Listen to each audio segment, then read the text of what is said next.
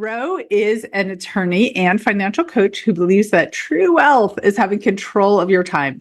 And she helps lawyers master their personal finances to create freedom and choice in their lives.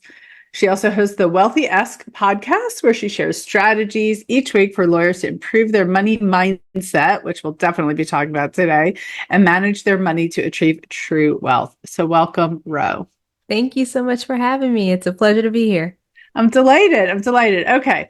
So let's start with your story. So you are still a lawyer, but are you practicing law still? No, I don't practice anymore. Okay. So you're right now a non-practicing attorney, but you were practicing, you had a big job, you had big debt.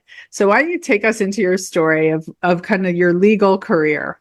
Yeah. So my story starts all the way back at age 7, because that's when I decided I wanted to be a lawyer. I agree. I like to say from K to JD. Yes. So I remember I would, watch those legal shows like Law and Order and Matlock and stuff like that. And I was like, I want to do that. Like, that seems interesting. That seems fun.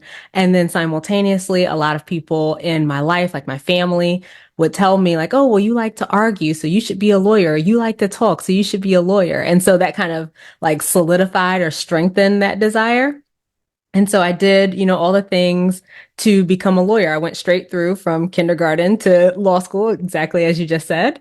And I remember like going into law school, I didn't fully know what being a lawyer meant because all I had was the examples I had seen on TV. Like, I didn't have any lawyers in my family or anything like that, but I knew that this was what I wanted to do. And when I was a first year, I joined the American Bar Association. And so I started getting some of the publications from some of the sections that I joined. One of those sections was the intellectual property section. And so that was my first introduction to trademark law, which is what I ultimately ended up practicing. Great. And what did you like about being a lawyer? I really enjoyed the strategic part of it. I liked putting together arguments because I said I was a trademark lawyer. Yep. I did contentious work. So it was like, if someone is trying to register a trademark that was too similar to one of our clients' trademarks, like, sending the demand letters and opposing the application and, all of that kind of stuff. All right. So, and then how did you get into financial coaching and supporting lawyers who are trying to get out of debt, who are trying to financially live their life? And then I want to go into talking more about like what wealth means. Yeah, for sure. So my journey with money started personally as well. Back in 2016, I had my first child, and I was at the firm that we were just talking about at the time, and I wanted to take advantage of this part-time policy that they had where, I'm sure everyone is familiar with the billable hour. At this firm, they had a reduced hours policy where you could do a percentage of the billable hour requirement for that same percentage of your salary. And so I was interested in doing that, being a first-time mom. And like, when I was an associate, like, I was the one that's like above and beyond, right? It's like the bar is here, I'm going above that. And so I just knew that wasn't going to mesh with how I envisioned motherhood, And so I was like, okay, well, maybe if I can do like 70% of the hours or 80% of the hours or something like that, that would work out better. Yeah. But when we looked at our finances, we saw that we had over $670,000 of debt. Okay, wait a second. Negative. So, okay, six is like, I'm like, oh, I think I've got debt, right? Like everyone's like, wow. But then you hear a number like that, $670,000 worth of debt. And what was that mostly comprised of? It was mostly student loans. Yeah. Like the majority of it was student loans. We had, like a car loan, things like that, but it was mostly student loans. Because your husband is a doctor, right? So Correct. He had medical school loans and you had law school loans. Okay, great. Okay. And part of that too was our mortgage. So it wasn't like 670,000, but our mortgage was like 200,000. Yeah. And then, maybe like 10, 15,000 on a car loan. Yeah. And then the rest of it was student loans. Okay. All right. So you saw this number and then. Yes. And then it was like, oh, guess I'm not going to be doing this part-time thing because Like Wow. just Yeah. the minimum payments on the debt were taking up so much of the money that we were bringing in. And Yeah. like I was making six figures at that time. So I'm in Atlanta and I was in Big Law, but back when I started, it wasn't the like 200,000, starting salary. Salaries. Yeah, Yeah. I started at 135. And I Yeah. think around the time that I had my son, I was at maybe 140 because I was a Yeah. second going into my third year at that Yeah. time. Yeah. So like, we were making good money, but like when you have that much debt, it's kind of hard to, to have the wiggle room, right? To Yeah. be able to take a lower salary. My husband was a resident at the time, so he might have been making 40 Yeah. or 40. 50,000. Yeah. Yeah. Yeah. And so it was like, okay, well, we don't have the budget, the money, right, available to be able to take a pay cut like that. But I just didn't like not being able to make the decision that we wanted to make for our family Yes. because of Yes. money. And so like Yeah. that's what really like got me started. And it was like, Yeah. let me, look into how you pay off debt. And, I Yeah. was reading the different books and I really liked reading blogs because Yeah. hearing or reading, the stories of regular people who did Yeah. it, just like it felt like, okay, well, if these people could do it, I could do it too. Now, granted, none of them had 678,000. A lot of them, I Yeah. was seeing like, 30,000, 50,000, things like that. But still just the fact that they were able to pay off tens of thousands of dollars of debt. It's like, okay, it's going to take me longer, but we can do this too. Yeah. And so that's what got me started with personal finance. And we just, started on this journey. 2018, I started my own blog because I was like, okay, I'm seeing, these kind of 5-figure debts. We can't be the only ones that have, Right. this, like there have got to be other people who've got multiple six figures. Yeah. And maybe sharing our story would be helpful for them. So I started my own blog, just kind of sharing things. I was really, really ashamed of where we were. So like, I didn't even put my name on it, my face on it. I went by Jay. Wow. By Jay. That's interesting. That's so interesting.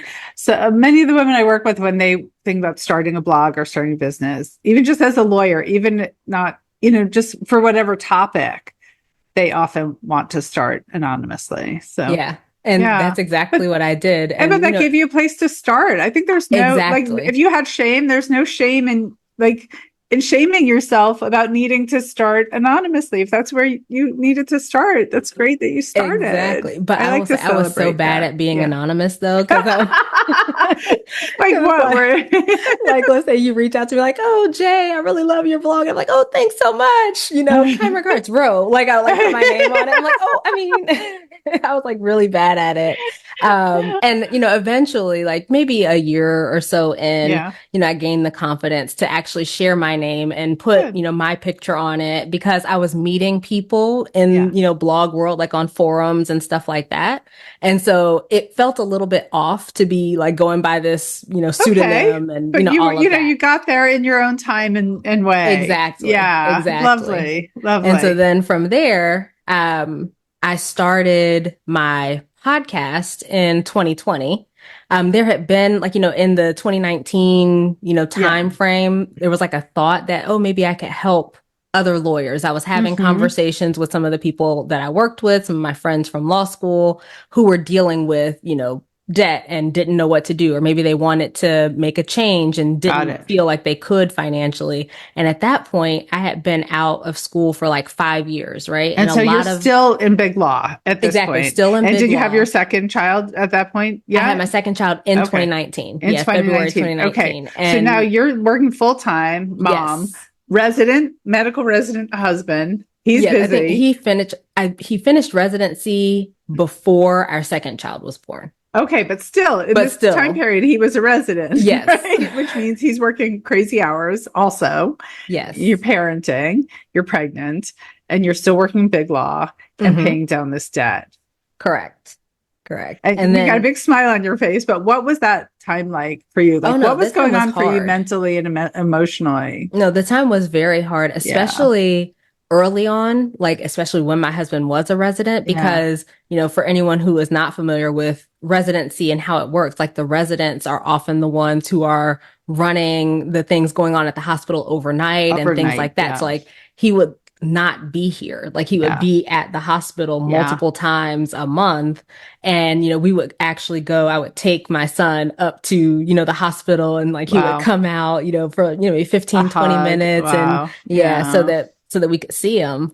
So it was hard. And I Yeah. was a junior associate, you know, during this like initial time. Yes. So there was also that of like trying to be a good associate and trying to do all of the things. And, I still wanted to do a good job and, all of that. And then, yeah, dealing with this debt on the back end. And then dealing with the debt, right? And what Yeah. helped you get through that time? I think a lot of it was, like I said, meeting these other people within the personal Interesting. finance Ooh, community. And I got a lot of it just hope got from chills. seeing Yeah, the other that's like, people's stories, you know? yeah. Yeah, I Yeah. just got chills, and that means like you're speaking the truth. You really hit upon Yeah. the truth.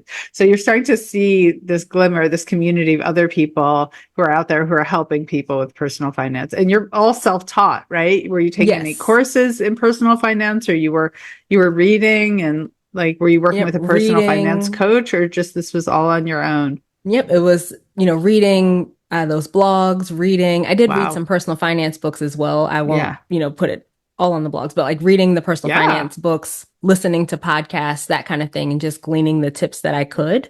And then, we would try some, and some didn't really work for our lifestyle or didn't work with how we wanted to do things. And so we Yeah. were able to figure out the path that worked best for us. And, in that time, so like I said, we got started the end of 2016. That's the Mm-hmm. time that I Yep. was preparing to go back to work after my maternity leave.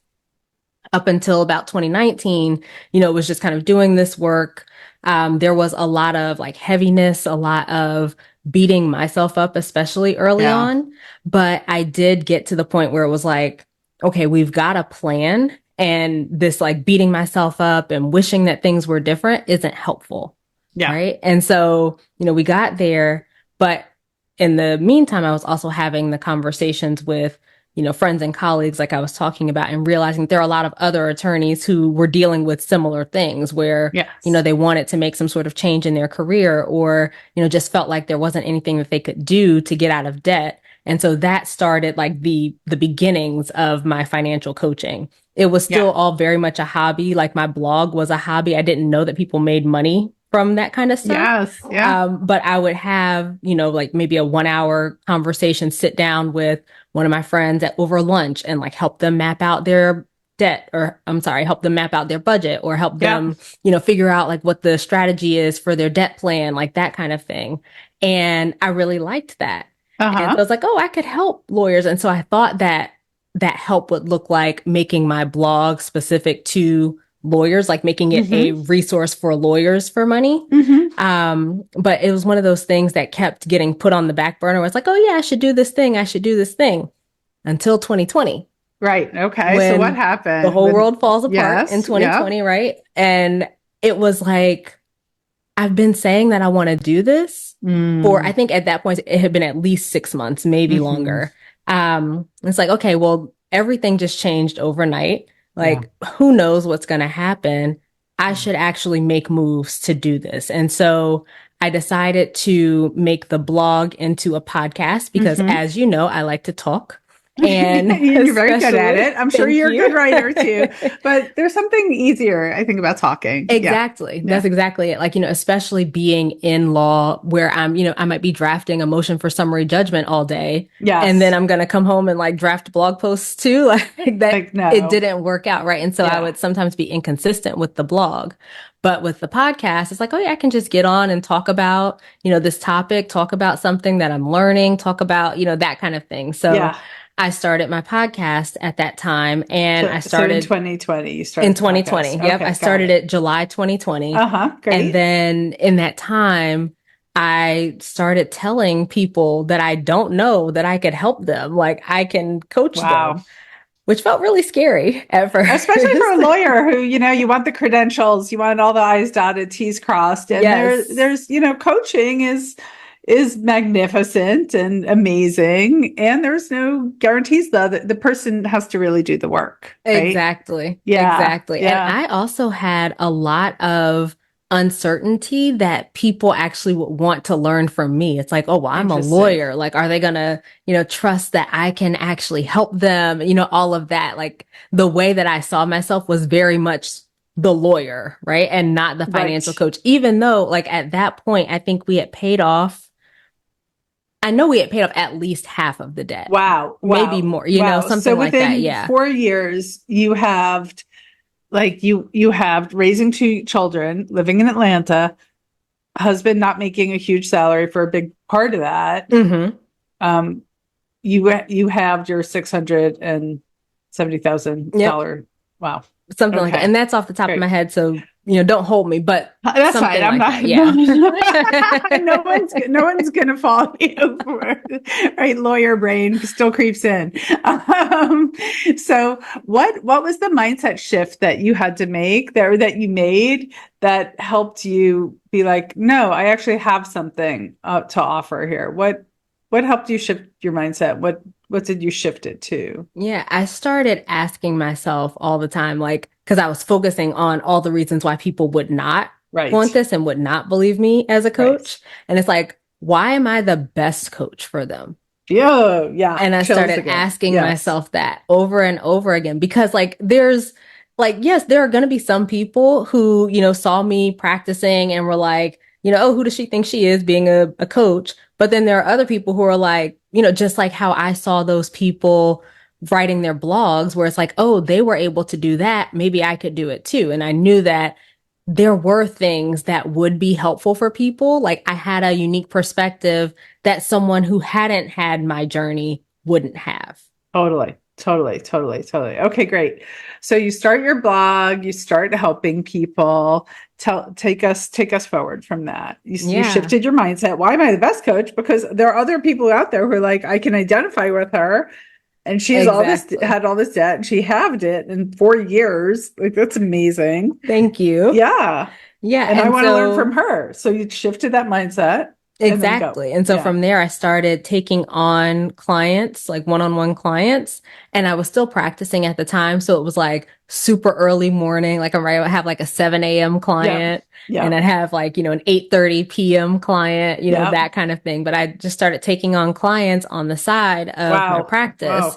And And I so you're did still that. working full time in Big Law. Yep, still Oh working my full gosh. time in Okay. Big Law. I ended up dropping down to 50% Uh-huh. because at the time my kids were 3 and 1 Yep. and they were home because of, the COVID. pandemic. Yeah. And, like trying to balance two toddlers who like they No. didn't fully Yes. understand Of and they were still course. very dependent on me. Of And, course. trying to balance that with my practice and, billing the hours and all of that. And then also this budding business and something that I didn't mention, like on a personal note. So after I had my second son, it's when I also started therapy.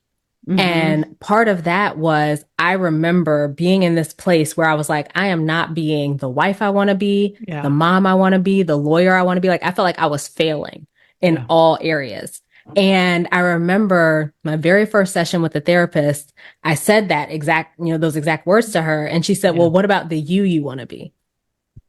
Mm. And I was like, Mm. what do you mean? Who is that? What, Who's like, that? Full I body gave you the chills. things. Right. Like, what do you, like, Right. You're not just a this is vessel for me. everyone else's life. Right. You're Exactly. not just like pouring out, pouring out, pouring out, pouring out to the Exactly. job, the husband, the kids, the business. Yes.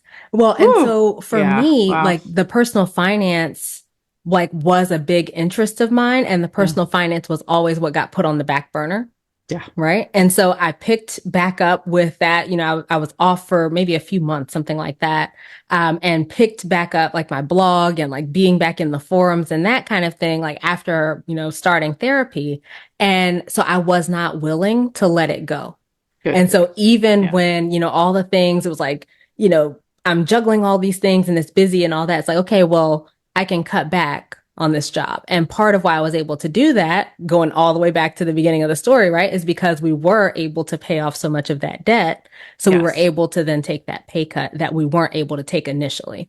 Yes. Yes. And you made, really hard choices Oh, for throughout. sure. And you really like worked really hard. I just want to say I just, this is just a little mini rant against like big law firms that just like so many of the women I work with, they don't want to go down to 80% or 75% or even 50% because they feel like they're still going to be working 100% and then not getting paid for that. So Yeah. I'm curious, like, how were you able, like, what boundaries did you put in place? And yes, it was the pandemic and you two littles Yeah, at I home. You literally had to, didn't have the time. you That really was just like, it. Like even if they wanted me to yeah, continue working or they were, trying to do that, which I don't remember happening, but good. even if that were my situation, I literally didn't have the time. So, that was that. And like I said, I was not willing to put the personal finance at this point now business on the back burner. So like I was still going to take the 7 a.m., client call and the 8:30 p.m. client call. Like, yes, technically that's time that I could have been doing legal work, but this was something that was for me and I Got wasn't it. willing to give it up. Oh, I have chills. So you really so when you started therapy, you really then prioritized you and the Yes, personal finance work and growing your business slowly and organically was for you. exactly. And and it was non-negotiable at this Yeah. point. That's so beautiful. That's Yeah. beautiful. And I just want to say, I heard this one law firm, I think it was Proskauer years ago, that they were starting to make pay returning moms. And I don't know if it's extended to other parents, but with the returning moms, they were going to pay them 100%, even though they were working 75%. Oh, So that's I thought nice. that was beautiful. I was like, yes, that's a way to like keep women, engaged Yeah. in their career if that's their choice, but pay them 100% and tell them. But now that I say that, the psychology of so many people in big law is like is still like, I'm indebted to them, I'm gonna still, you know what I mean? I just hope Yeah. those women were able to really take the 75% time or whatever it was. Right. Well, because I know my maternity leave, Yeah. not the first time, the policy changed Mm-hmm. between my first and second pregnancy. But with the second time, they had instituted this ramp up period where you came back at 50%. But just like you're saying, you were paid still your full Good. Okay, salary good. Yeah. for, X amount of time. I don't remember like Yeah. how many weeks or something like that when you're first getting back so that you Yeah. could get, reacclimated and all of that. Good. Good. I'm glad that hopefully that's progressing, that people are really able to absolutely not feel beholden to, Right. working the 100% when they're being allowed to, when it's mutually agreed upon to work less. Okay. So Exactly. I digress. So you have started your podcast, you're starting to help people, you're at 50%, and then what? Yes, I did that I went to 50% at some point toward the end of 2020, beginning Yep. of 2021. But I was doing the podcast, the business, all of that on the side of my legal work up until the fall of 2021. Okay. And then at that point, I made the decision to leave the law. And it was a really difficult decision. I'm Yeah. sure that your Yeah. listeners, your community can, relate where, there's a lot of prestige. There's a lot of, a lot of thoughts about, when you have been in a profession like law, like you're one of the Yes. ones who made it, like all of that. Like I remember people in my family being really disappointed Yeah. when I decided to leave. Yes. And, I struggled with leaving, especially because I wanted to do it since I was 7. And where I was like literally my dream job. Wow. Like I Wow. loved the work that I was doing. But, as I mentioned, I had found this, kind of passion in personal finance. And there was a stark contrast between the legal work that I was doing and the Yeah. finance work that I was doing. And like being in a big firm, I did legal work for some of the like big corporations. It was really interesting work, Mm-hmm. but I didn't feel like I was making a difference in the same way as being on a Zoom call with an attorney and Yeah. seeing the relief on their faces as we walk through like, okay, you've paid off this much debt and you're going to be debt free in this much time and all of that. Like it just Wow. really lit me up in a different way. Right. Yeah. And so it wasn't that I disliked the law. It wasn't Yeah. that, there was a problem necessarily with my firm. But, I just really liked this better. And so I wanted to try it. And I decided like ultimately worst case scenario, Yeah. You I can come always out go here, I back. fall flat on my face and I go back and get a job. Yeah. Like I was already in Yeah. a job, you know? Exactly. That's beautiful. And So many of the women I work with, it really is a very hard decision. And it's not something that people take lightly or make overnight. And it's not something I ever, people have to really come to it for themselves. And I remember one client, she was camping with her family, and I got a call or an email, and like it was like they woke up in the middle of the night and they were like, this is it. Like I want to be able to enjoy camping with my family without worrying about work, without feeling like I'm not responding to emails. And everyone has to come to that moment themselves.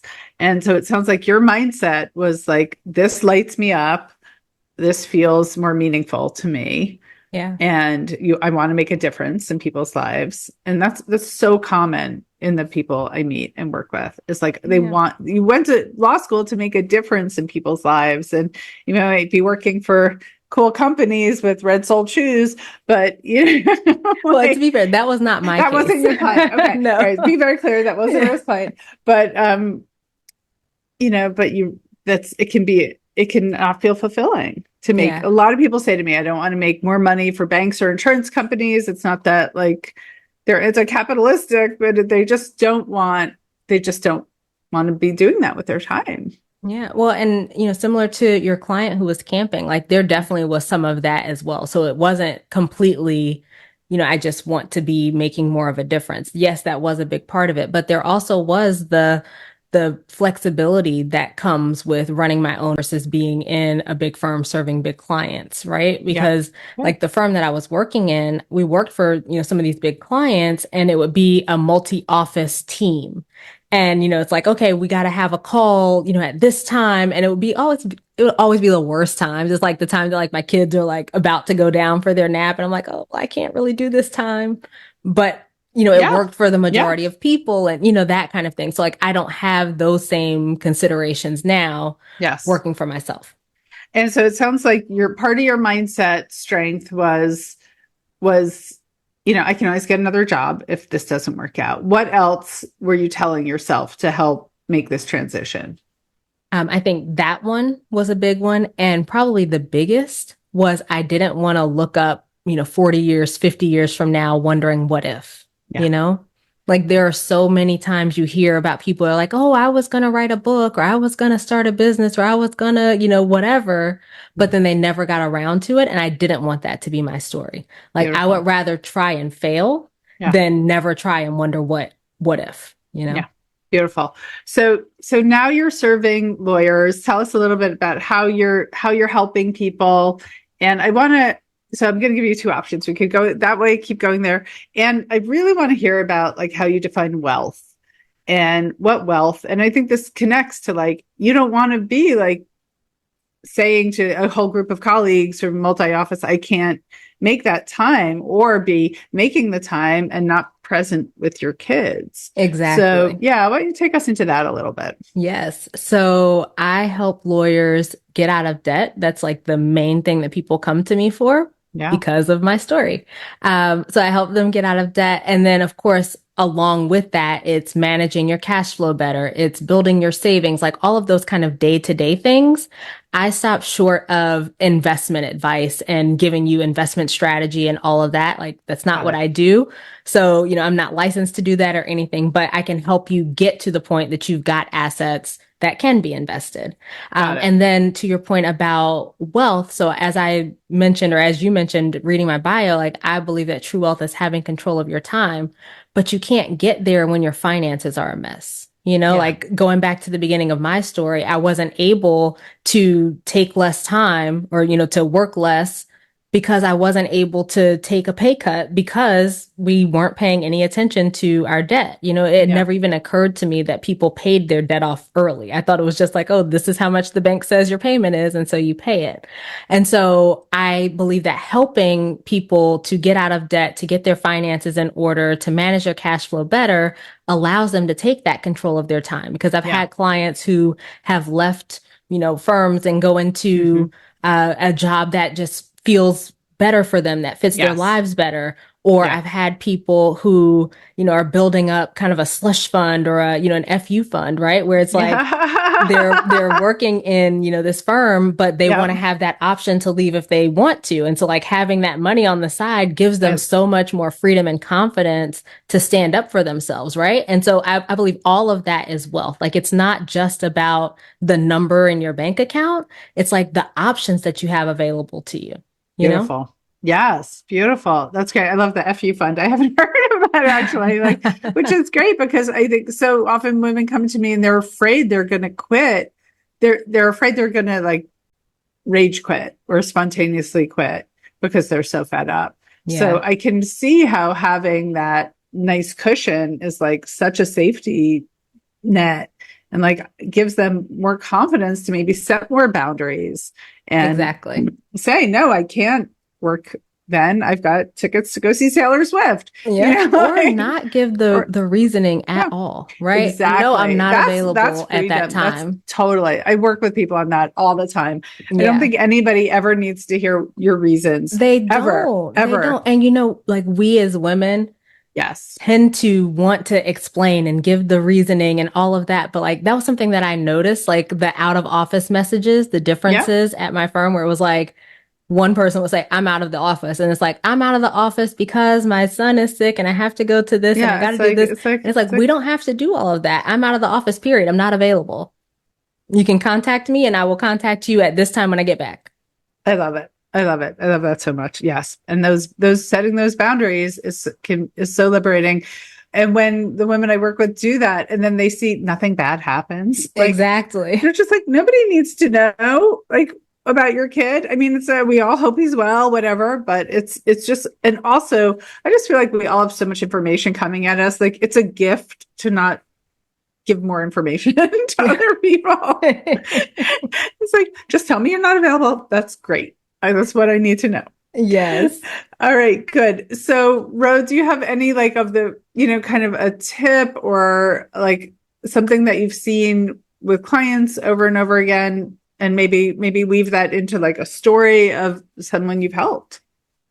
When you say a tip, you mean like a financial tip or like something a financial like that? tip that helps lawyers reduce their debt and kind of build that confidence, the confidence cushion. Yes. Okay. So my biggest tip would be to know what's happening with your money, like to know where your money is going. Yeah. And I think a lot of people are afraid of that because it's like, oh, there's all of this shame because we're told that we're supposed to do this responsible thing and we're supposed to, whatever. And how dare you, buy that latte and, all of this stuff. And it's like, we don't have to listen to any of that. You can do what you want to do because it's your money. But I do advise you to know where your money is going and to intentionally plan that, right? So when you know, like, okay, I've set aside, perfect example. I have a client who was just on my podcast and she loves to shop. She, loves shopping and all of that. And she felt a lot of shame and a lot of guilt about that. And so like she would shop, but then she would feel bad about it. Yeah. And it's like, we looked at, okay, let's see where your money is going. Right. And now let's plan where you want it to go. Yeah. And we created, like I always tell my people, like have a fun money account or like just have this money that's set aside just for you to spend on what you want to. Because when you plan for it, when you give yourself that permission ahead of time, you don't have to feel guilty about it on the back end. Right. Like, totally. This money is set aside for me to have fun, for me to shop or whatever the case may be. And I know that all of this other stuff is already taken care of because I've decided where this money is going. I love it. Yeah, the tip, great. Know where your money is going. And then that kind of bonus tip is set aside some fun money for yourself so that you've got this money that you can spend however you want to, and it's not negatively impacting your finances. I love that. I've started working with a financial coach / planner. And one of the things we're working on is, knowing where all my money is, where it's coming from, where it's going, and joyful spending, like you're talking about, like really knowing, like having money that you cultivate and then you're like intentionally spending joyfully. Yes. So, and I love that term, joyful spending. Joyful spending. Yeah. And so it's a different mindfulness about it. And it can be joyfully spending on my Spectrum bill so that I can have great Wi-Fi so I can do this conversation with you. Yes. Or it could be the latte or I'm not a big shopper, but about this colorful shirt made me happy. Yes. Things like that. And it does feel, so it's joyful spending, joyful giving, also joyful receiving, and joyful growing. Like those four kind of areas. Yeah. All right, good. So as we start to wind down, is there anything you want to tell us about how you're helping people now, or anything else you want women, not just women lawyers, but lawyers who are struggling with debt? I think that shame piece is so huge. I think I can say safely, so many of us have so much shame about stuff in our lives. And like, I just think your story of sharing your journey is so beautiful. And like in the baby steps you took along the way of kind of being more and more out about who you are and how you help people and letting people be inspired just by your journey. Thank you. Yeah, so helpful. So is there anything kind of final you'd like people to know? Yeah. So, first I would say to your point, there is a lot of shame around debt. I think because in society, we're taught that debt is shameful. Right. And so we kind of internalize that. And so one of the things that I've created for lawyers who are in debt is an ebook where they learn the 5 most common mistakes that I've seen lawyers making that keep them from getting out of debt. Nice. And so that ebook is called 5 Mistakes That Keep Lawyers in Debt. And you can get it at rhothomas.com/mistakes if you are interested. But it's just a really short, concise book that helps you to, get out of debt, to overcome these mistakes that people are making that we don't have to be making. Yeah, it's beautiful. I work with another money coach. I've done a lot of money mindset work. I've decided it's going to be for the rest of my life. Like I'm in a relationship with money. I love that. I'm going to have to, I've got all my cultural programming about money and all this noise. And one of the mantras that she shares is debt saves lives. Ooh, interesting. Tell me more. Well, that literally debt gave you your law degree, right? Like it created this whole life that you have. Yes. Debt allowed your husband to go to medical school and maybe, yes, literally save someone's life. Debt may have helped someone save their child's life or pay a medical bill, right? So it just what I like about it just flips the narrative about debt and be like, in what ways is debt is what we think about it. If we're grateful to our debt, exactly. I worked with a coach the year of my separation, and I kind of think she saved my life. And I still have some debt from it, and I still have some shame around the debt. But then I'm like, wait a minute, that saved my life. Yes. So it's I love that. And that's exactly one of the things that I teach my clients is we are always taught to look at how debt is so bad and what's bad about it. But what are the ways that your debt has been good, right? You just gave so many examples, right? I would not have been able to go to school if it weren't for debt. My family did not have money like that. So if I didn't take out student loans, I wouldn't have been able to go to school. Wouldn't have been able to buy my house, to buy my car. All of these things that we use debt for that are we would see as positives, right? And yes, you might choose to pay off those debts, early or whatever the case is, but you don't have to have shame around the fact that you use debt to help you achieve things that you wanted to achieve in your life. And even if it's not, those positive things, even if it's, the things that we are taught aren't responsible, like going shopping or something like that. You used that debt to purchase this thing that made you feel happy, and that's okay. And you can then turn around and create a strategy to pay that off if you want to, but it doesn't have to be beating yourself up about it and, looking at yourself as wrong somehow because you have this debt. Totally. So debt is a mindset. Yes, absolutely.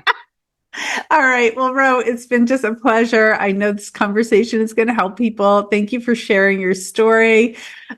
We will link to your ebook, but just, where can people follow you or connect with you? Yes. Thank you again for having me. And please come connect with me on LinkedIn. I'm Rho Thomas. That's RHO. Or you can find me at my website, rhothomas.com. Beautiful. All right. Thank you so much, Rho. Thank you.